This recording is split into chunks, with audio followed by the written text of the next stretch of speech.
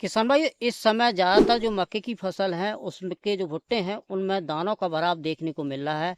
और इस समय अपनी मक्के की फसल में सिंचाई का हमें विशेष ध्यान रखना है।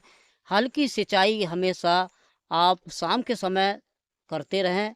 और हल्की सिंचाई अगर चौथे या अगर पाँचवें दिन अगर आप करते रहते हैं तो आपकी मक्के की जो फसल है उसमें जो भुट्टे बन रहे हैं उसमें भुट्टों में दानों का भराव, अभी जो टेम्परेचर है बहुत अधिक टेम्परेचर है, 45 से 46 डिग्री सेल्सियस टेम्परेचर है।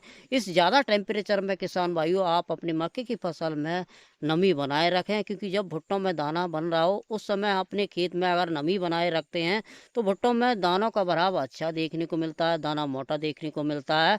और इस समय किसान भाइयों हमें विशेष ध्यान रखना है कि दोपहर के समय ज़्यादा भरकर हमें अपनी मक्के की फसल में सिंचाई नहीं करना है। अगर हम दोपहर में ज़्यादा पानी भरकर अगर मक्के में सिंचाई कर देते हैं तो हमारे जो दोपहर के समय जब हमारे मक्के की फसल में जो सिंचाई करते हैं उसका पानी गर्म हो जाता है, जिसके कारण हमारी जो मक्के की फसल में लाभ के बजाय हानि हो सकती है। तो विशेष ध्यान रखें कि आप हल्की ही सिंचाई करें। जब आपकी मक्के की फसल में भुट्टे बन रहे हो और भुट्टों में दाना बन रहा हो उस समय आप हल्की नमी ही बनाए रखें।